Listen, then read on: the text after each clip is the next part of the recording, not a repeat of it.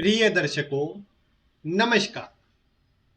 आज मैं आपको केतु ग्रह से जुड़ा एक बहुत ही नया और रोचक सूत्र आपको बताने वाला हूं। आप सभी ये बात तो जानते ही हैं कि ग्रहों में सर्वाधिक आकस्मिक और विचित्र प्रभाव देने वाला ग्रह केतु ही होता है। कुंडली के जिस भाव में भी होता है, वहां पर एक अलग प्रकार का माहौल ये केतु बना देता है। क्योंकि केतु में थोड़ा भ्रम है, थोड़ी चिंता है, लेकिन किसी भी कार्य को कुछ अलग तरीके से प्रभाव देने की क्षमता भी है। इसीलिए केतु कुंडली के जिस भी भाव में होता है, उस भाव से जुड़ी चिंता जब तक व्यक्ति करते रहता है तब तक उसे वह वस्तु प्राप्त नहीं हो पाती, और जब उस भाव से जुड़ी चिंता को छोड़ देता है तो उस भाव का सुख व्यक्ति को मिलने लग जाता है। खैर, ये वो सूत्र है जो मैंने आपको पहले बताया हुआ है, लेकिन आज का सूत्र इससे अलग है। कुछ नवीन और अलग सूत्र मैं आपको बताने जा रहा हूं। वैसे आप सभी जानते ही हैं कि राहु और केतु जो होते हैं, ये छाया ग्रह होते हैं, और अपना जो प्रभाव है वो जिस ग्रह के साथ होते हैं, जिस ग्रह की राशि में होते हैं, उसके अनुसार प्रदान करने का कार्य करते हैं।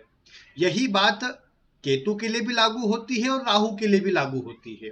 लेकिन ज्योतिष में राहु को तो फिर भी पापक ग्रह की श्रेणी में रखा गया है, पापक ग्रह कहा गया है।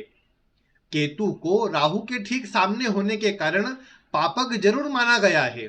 लेकिन जब आप इस केतु के प्रभाव को देखते हैं तो इसमें आध्यात्मिकता भी है, कुछ धार्मिक क्रियाकलापों में जुड़ने वाला प्रभाव भी है, और केतु का प्रभाव मुक्ति से भी बहुत ज्यादा जुड़ा हुआ है। इसीलिए आप एक और बात देख पाते हैं कि जब भी आपकी कुंडली के अंदर 12 भाव में से किसी भी भाव में भले केतु बैठे हुए हो, आप जब भी उस भाव से जुड़ी विरक्ति अपने आप में ले आते हैं, तब जाकर के केतु आपको प्रभाव देने लगता है। क्योंकि केतु का जो काम है वो विरक्ति देने वाला है, आसक्ति देने वाला नहीं, बल्कि आसक्ति देने वाला प्रभाव राहु का होता है। इसीलिए आप अपनी कुंडली में देखिए, दो सूत्र दोनों को बता देता हूं मैं आपको। एक सूत्र जो पहले बता चुका हूं उसी को थोड़ा बता रहा हूं कि कुंडली के जिस भी भाव में केतु बैठा हुआ है वो उस भाव से आपको मुक्त करना चाहता है। केतु का काम बंधनों में बांधने का है ही नहीं, केतु का काम आपको मुक्त करने का है। इसीलिए कई बार आपने ये सुना है कि ज्योतिषीय ग्रंथों में लिखा हुआ है कि जब भी केतु कुंडली के अष्टम भाव में हो या द्वादश यानी 12वें भाव में हो, दोनों ही स्थिति का केतु मोक्षदायक होता है। क्यों? क्योंकि आपको ये जीवन के आवागमन के चक्र से, भौतिक भोग विलास की स्थितियों से मुक्त करना चाहता है, आपको वैराग्य की ओर, धार्मिकता की ओर ले जाना चाहता है। इसीलिए केतु आपकी कुंडली में जहां भी है, आप एक बात विचार कीजिए, ये केतु आपको उस भाव से मुक्त करेगा। जैसे जिनके लग्न में केतु होता है ना, उनका बहुत अधिक स्वभाव धन आदि अर्जित करने का या फिर लोगों को ठगने का, लूटने का कभी नहीं होता। उनका जो मूल स्वभाव रहता है वो कई बार कंफ्यूजन में रहे, लेकिन दूसरों की सहायता करने वाला होता है, दूसरों के लिए अच्छा सोचने वाला होता है। केतु अगर कुंडली के पंचम भाव में भी होगा तो ये देखने को मिलेगा कि व्यक्ति शुरुआती जीवन में शिक्षा से, बाद में चलकर संतान के प्रति, प्रेम आदि के प्रति, जो भी अन्य से प्रेम संबंधों में जुड़ने वाला प्रभाव है, ये केतु धीरे धीरे करके उनसे विरक्त करते जाता है। ऐसे व्यक्ति को शुरुआती जीवन में भले बहुत अधिक आसक्ति हो, बहुत अधिक जुड़ने का विचार हो, संतान से बहुत लगाव हो, लेकिन धीरे धीरे संतान की उम्र बढ़ने के साथ, स्वयं की उम्र बढ़ने के साथ व्यक्ति उनसे दूरियां बना ले या बन जाए, या संतान कहीं बाहर जाकर के रहने लग जाए, ये सब संभव हो जाता है केतु के पंचम भाव में होने पर। यही बात सप्तम भाव में, नवम भाव में, अन्य भावों में आप लागू कर सकते हैं, क्योंकि केतु का जो विरक्ति वाला प्रभाव है अवश्य मिलता है।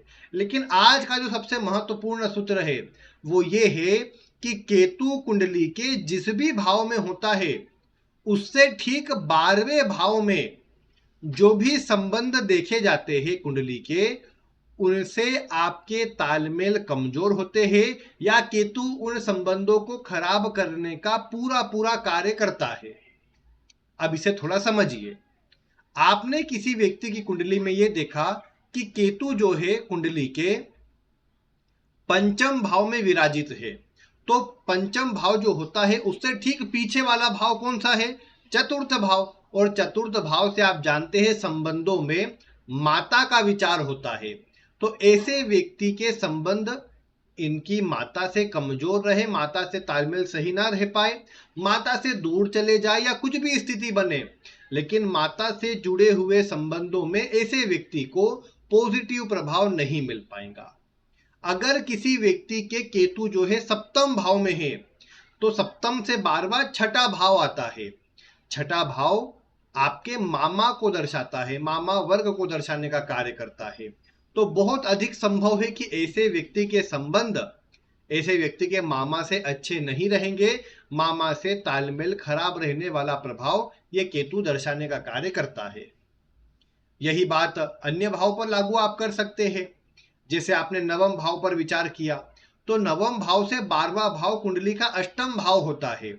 अष्टम भाव से संबंधों में अगर आप बात करेंगे तो विचार किया जाता है आपके ससुराल वर्ग का। तो जिसके नवम भाव में केतु है, बहुत संभव है कि ऐसे व्यक्ति के तालमेल, ऐसे व्यक्ति के संबंध अपने ससुराल वर्ग से अच्छे न रहे, वहां पर इतना व्यक्ति इतना जुड़ना न चाहे या तालमेल अच्छे न रह पाए, ऐसी सब स्थिति आपको देखने को मिलेगी। फिर अगर आप अन्य भाव में भी देखेंगे, वैसे देखो ये मेरा कर्तव्य था कि मैं केवल आपको किसी भी प्रकार से केतु का जो नया सूत्र बता रहा हूं उसे समझा दूं, और मुझे नहीं लगता कि अब आपको समझ नहीं आया होगा कि केतु कुंडली के अगर अलग अलग भावों में हो तो किस संबंध को खराब करेगा, क्योंकि हर भाव से जुड़े संबंधों को तो आप जानते ही है। जैसे चलिए सभी की सुविधा के लिए मैं फिर भी बता देता हूं कि केतु अगर कुंडली के लग्न में होगा तो कुंडली के 12वें भाव को प्रभावित करेगा। 12वें भाव से नाना का विचार भी किया जाता है। तो ऐसे स्थिति में आपके जो संबंध है आपके नाना वर्ग से उतने अच्छे न रहे, ये ज्यादा संभव है। फिर यदि आपने देखा कि केतु जो है कुंडली के 12वें भाव में है, तो उससे 12वां भाव कुंडली का 11वां भाव आएगा। 11वें भाव से चाचा का विचार या फिर आपके सर्कल का, जहां पर आप कार्य करते सामाजिक सर्कल जो है, हालांकि उसका विचार दशम से भी होता है, लेकिन 11वें भाव में जो ग्रुप आपके साथ जुड़कर काम करता है उसका विचार होता है। तो जब भी केतु 12वें भाव में होंगे तो आपके संबंध आपके चाचा वर्ग से और आपके साथ जुड़ने वाले ग्रुप से उतने अच्छे नहीं रहेंगे, या आप ज्यादा लोगों से जुड़ना नहीं चाहेंगे। ये बात आपको देखने को मिलेगी।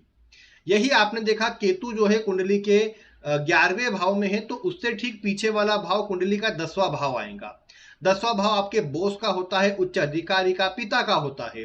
पिता के लिए वैसे नवम और दशम दोनों ही देखे जाते हैं, दोनों के आधार पर आप समझ सकते हैं। तो आप देखेंगे जो समाज में उच्च पदों पर है या जो अच्छे ऊंचाई पर है, जिनका समाज में अच्छा नाम है, ऐसे लोगों से आपके संबंध थोड़े कमजोर रहे या आप उतना अधिक उनसे जुड़कर उनसे दबकर रहना न चाहे, ये ज्यादा पॉसिबल है। केतु का प्रभाव जब 11वें भाव में होगा तो पिता से भी तालमेल कमजोर रहे, ये भी संभव है। केतु का प्रभाव अगर कुंडली के दशम भाव में आएगा तो नवम भाव पिता का है, धर्म का है, आपके जो गुरुजन या जो बड़े लोग होते हैं उन्हें दर्शाने का काम करता है। इसका विचार हालांकि बोस के लिए भी कई बार किया जाता है नवम का विचार। तो ऐसी स्थिति में आप देख पाएंगे कि जो भी आपके गुरुजन होंगे, जो बोस होंगे, जो पिता के समान होंगे, ऐसे लोगों से आपके तालमेल थोड़े कमजोर रहे अगर केतु दशम भाव में स्थित है तो ये बात आप देख पाएंगे। और केतु अगर कुंडली के नवम भाव में, तो मैंने अभी बताया ससुराल वर्ग से सबसे ज्यादा आपके संबंध खराब रहने वाले हैं इस जीवन में, आप ये देख पाएंगे। अष्टम का केतु जीवन साथी से या पार्टनरशिप में कोई काम करते हैं तो उनसे तालमेल आपके यानी पार्टनर से तालमेल खराब करने का कार्य करता है। फिर वो लाइफ पार्टनर हो या बिजनेस पार्टनर, ये आपको देखने को मिलेगा कि आपके तालमेल अधिकतर कमजोर या खराब रहेंगे। फिर अगर केतु आपकी कुंडली के सप्तम भाव में स्थित है, तो सप्तम भाव में स्थित, जैसा मैंने अभी बताया कि मामा वर्ग से तालमेल खराब करता है, ये आपको देखने को मिलेगा। कुंडली के अगर छठे भाव में केतु विराजित है तो पंचम भाव यानी आपकी संतान और संतान से जुड़े संबंधों में आपके तालमेल कमजोर रहे, खराब रहे, ये आपको देखने को मिलेगा। आपका संतान से बॉन्डिंग कमजोर रहे, ये पॉसिबल है यहाँ पर। पंचम का तो अभी बताया कि पंचम में होने पर माता से तालमेल खराब करते हैं, और चतुर्थ में होने पर आप देखेंगे कि कुंडली के तीसरे भाव यानी तीसरे भाव से छोटे भाई बहनों का विचार होता है। वैसे 11वें भाव से बड़े भाई बहनों का विचार भी होता है। तो वहां पर भी आप विचार कर सकते हैं बड़े भाई बहनों का।